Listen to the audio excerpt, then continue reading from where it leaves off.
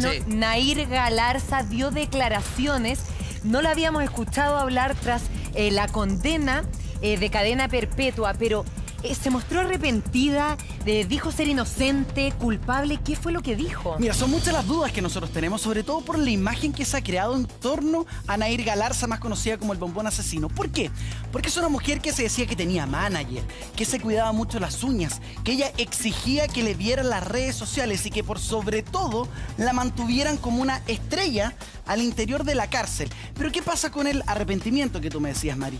¿Ella de verdad siente que es inocente hasta el día de hoy? Bueno, todas estas preguntas se le hicieron que por primera vez ella habla públicamente. Las últimas apariciones son las imágenes que hemos estado viendo sobre ella, donde va a un control con un dentista a la cárcel de hombres, y en ese trayecto la prensa intentó conversar con ella y dijo algo que era bien clave. A ver.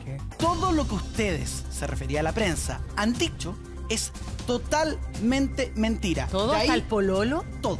De ahí no habló más.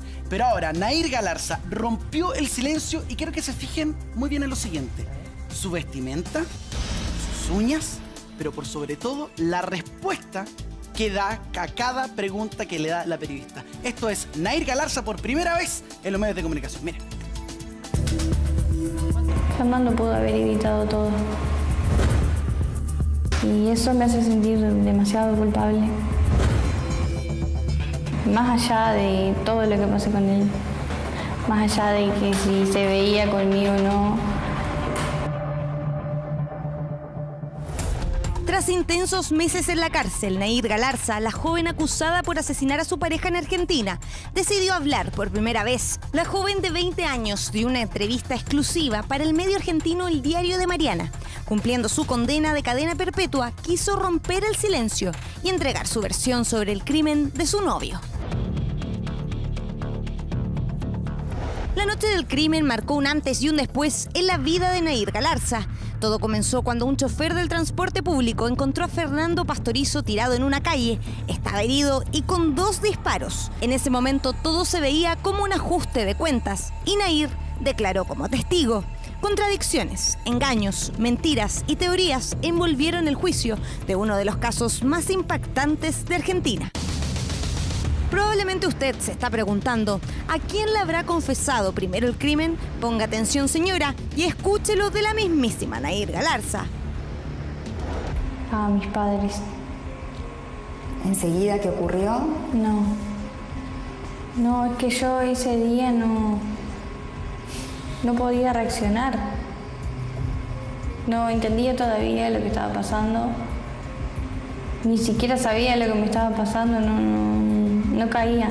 ¿Pero qué habrá pasado cuando Nair llegó a su casa tras haber cometido el crimen que hoy la tiene condenada en la cárcel?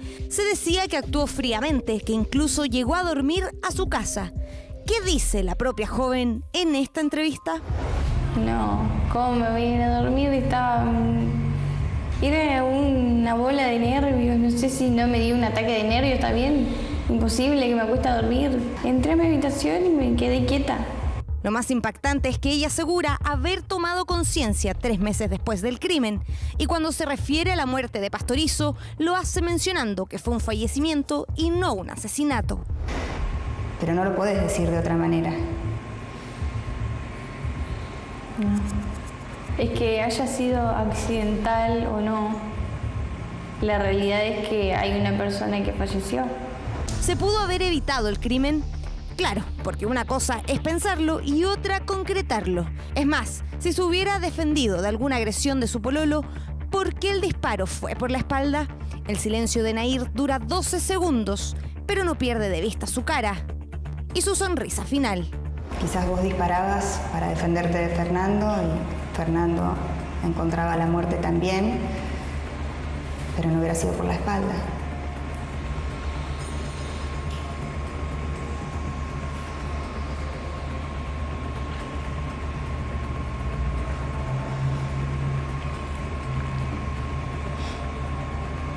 Es que da para pensar, ¿cómo se puede vivir con una carga tan grande como esa? Nair Galarza es la responsable de la muerte de su pololo según la justicia argentina y ella tiene una respuesta respecto a la culpabilidad. ¿Reconoce el crimen? ¿Se declara culpable?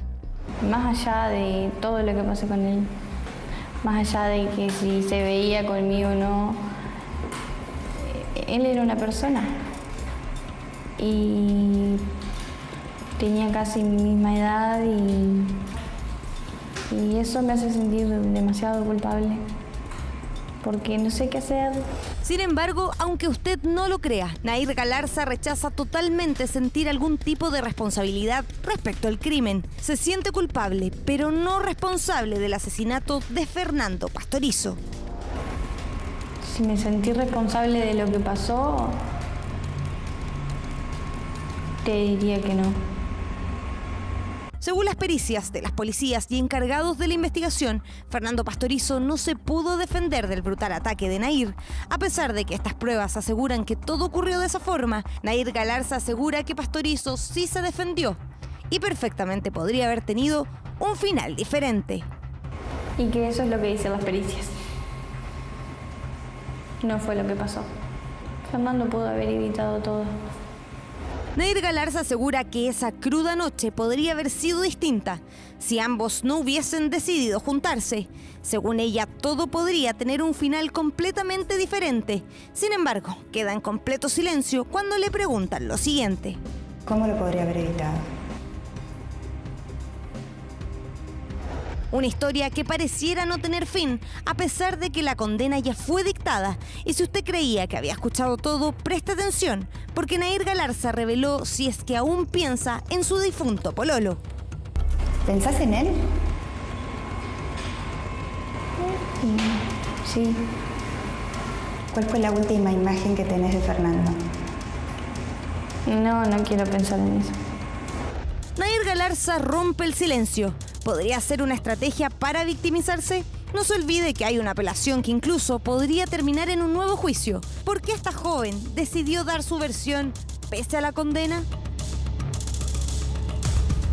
De forma impresionante es como ella rompe el silencio, no llora, al parecer tan arrepentida no está, culpa al pololo, a Fernando Pastorizo, que hoy está muerto porque lo mató ella, de que se podría haber defendido pese a que las pericias dicen de que ella le dispara por la espalda, por lo tanto alguna alternativa de defenderse no tenía y que esto iba a pasar tarde o temprano. Tan chica y tan fría, pero ella sabe que es tremendamente famosa.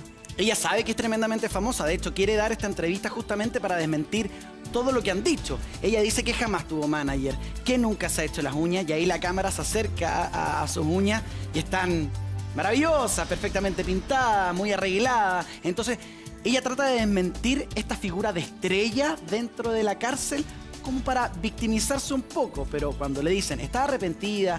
¿Piensas en él? Ella ni siquiera dice sí o no. Guarda silencio. Pero a mí esa cara la encontré terrible cuando se pone seria, como que le preguntan ahí y después se ríe. Es como que se deja en evidencia el personaje o perfil psicológico que pueda tener. Claro, ella además dice que nunca entró en razón hasta pasado 3 meses después del asesinato de su pololo. Dice que después de pasado este periodo, ella entendió lo que había hecho y que ahí dijo, chuta, lo maté. ¿Qué pasó? Y también siente que estuvo nublada absolutamente en el momento en que todo ocurre. Claro, Mauricio Valdivia es profesor, está en directo con nosotros, estaba también revisando la entrevista. Mauricio, muy buenos días a todos. ¿Qué impresión te da esta mujer tan joven y tan fría como decíamos recién? Hola, muy buenos días, muchas gracias por la invitación. Bueno, lo primero es decir que cuando se trata de mujeres, la presencia de psicopatía o de criminalidad con alto nivel de riesgo es muy baja la presencia desde el punto de vista estadístico. Pero cuando está presente es con estas características, es decir, es con maldad, con planificación, con frialdad. Las barreras de entrada de la mujer al mundo del delito son altas. Es decir, podríamos decir que ser mujer es un factor de prevención frente a la comisión de delito. Pero cuando esas barreras se rompen, nos enfrentamos a casos tan cruentos, tan trágicos, con tanta violencia como este. Ella le pegó un balazo por la espalda para asegurarse y no tener oposición. Eso apareció en el juicio. Y el segundo balazo fue de frente, para asegurar justamente que había causado la muerte. Por lo tanto, aquí la frialdad no aparece el celo, no aparece la emoción violenta, sino que aparece algo planificado, elaborado, muy diseñado, muy artístico, con muchos cambios a través de lo que fueron sus primeras declaraciones, incluso hasta llegar a lo que es el Mauricio, juicio. yo quisiera ir al origen, porque ella tenía y captaba la atención de los medios gigantescamente por todos lados. ¿Por qué habrá decidido dar una entrevista? Porque ¿de qué le sirve? No le va a bajar la condena, si su imagen es buena o mala, en ella no le sirve en lo absoluto en su diario vivir. Aquí podemos mezclar varias hipótesis. La verdad que los diagnósticos que se pusieron en juego en el juicio no fueron considerados para aplicar la condena, porque lo que importaba era si había actuado ella con la capacidad de comprender lo que hizo y dirigir la conducta, es decir, si era o no imputable. Y se consideró que era imputable, por lo tanto, el resto de los diagnósticos no se consideraron desde el punto de vista de la pena, pero sí el narcisismo. O sea, ella es extraordinariamente narcisista, es decir, un egocentrismo ya en que busca la fama, busca la atención. Hay un aspecto que no se consideró y me parece que no lo han dicho ustedes, que ella cuando tenía 15 años, denunció justamente un secuestro y que ese secuestro había sido justamente, la habían drogado y la habían secuestrado. Eso no se logró comprobar la veracidad de esto y daría cuenta justamente de su show, de su simulación, es decir, de la necesidad de llamar la atención. Pero entonces, tú explicas esta aparición de ella ahora como una necesidad de mantenerse vigente de su egocentrismo de querer seguir siendo el bombón asesino. Mari, tú tienes toda la razón. Aquí vemos algunos ejemplos, por ejemplo, nuestra psicópata, la psicópata nacional, la Quintrala, María del Pilar Pérez, una vez al año aproximadamente aparece dando algún tipo de entrevista en la cual dice que ella es inocente o que escuchó voces o que la familia quiere hacerle daño. Es una de las características que está presente asociada justamente a esta mezcla entre psicopatía, narcisismo, en donde su necesidad de actuación es ser visto. Es decir, ella está condenada supuestamente, si no se deja sin efecto el juicio, a 35 años. 35 ella va a estar presa hasta los 54 años. Por lo tanto, nos queda bastante historia. Es 35 años porque una condena perpetua como la nuestra, que es la condena perpetua calificada, que en Chile son 40 años, como mínimo allá son 35. Nos queda bastante show seguir escuchándola y viéndola cómo actúa. Claro, no va a desaparecer, va a seguir haciendo cosas como esta y dando entrevistas para mantenerse vigente o hacer algo en la cárcel para que llame la atención. Mauricio entregaba un dato bien importante, que ella habría simulado un secuestro, eso no está comprobado, pero habla también de la personalidad que ella tendría para entender un poco las respuestas que está dando ahora, de no mostrar mucho arrepentimiento, de incluso esbozar sonrisa en la situación en la que se encuentra. Sí, tenemos que recordar también en nuestra literatura a Araya Galás. Yo no sé si recuerdan la muerte de María el Apóstol. Araya Galás también entraba al juicio, entraba con el código procesal en la mano y entraba riéndose. Y se reía cuando escuchaba a los peritos y cuando escuchaba justamente aquellas características que lo inculpaban, aquellos aspectos más relevantes dentro del proceso, él se reía. Es justamente la respuesta más predominante en la psicopatía. Recuerden que el psicópata, en este caso, habría una mezcla de narcisismo, psicopatía y una grandiosidad manifiesta. La característica es eso, permanentemente están necesitados de atraer la atención, de eso se alimentan, de la atención. O sea, con esta entrevista, Mauricio, ella está encantada, feliz, la programa, no es que la está impresionando para una entrevista.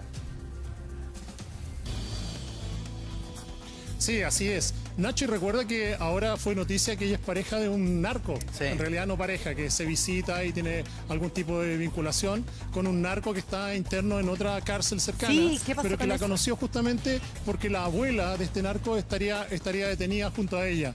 Entonces, ahí aparece justamente todo un movimiento que necesariamente la va haciendo hacer noticia.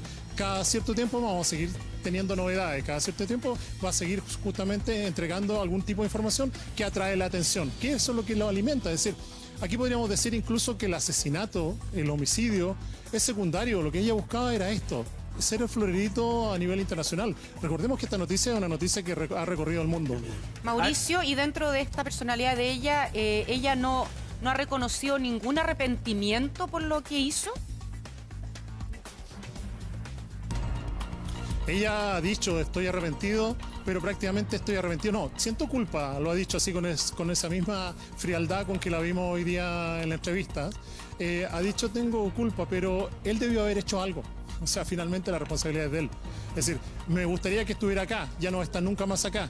Pero Claro. ¿por culpa de quién? Eso es ¿Por lo que culpa de ella quién? no asume. Es decir, ella no es capaz de decir, esto lo hice mal, estoy arrepentida, siento dolor, yo lo quería, como Todo lo escuchamos en contrario. algunas ocasiones. Y uno la Acá ve. eso no está presente, acá Claro. simplemente, acá se sigue la actuación. Y uno la ve y reconoce también a otros casos que hemos tenido aquí en el programa. claro. Mauricio, te queremos agradecer. Gracias por ser tan clarito también al analizar la entrevista de Nair Galarza. Que tenga un buen día, Mauricio. Muchas gracias. Sí, muchas gracias, Gino, por traernos esta Gracias a información usted. internacional. Hay gente bien particular. No, estar atento a eso. Cristian estamos Gil.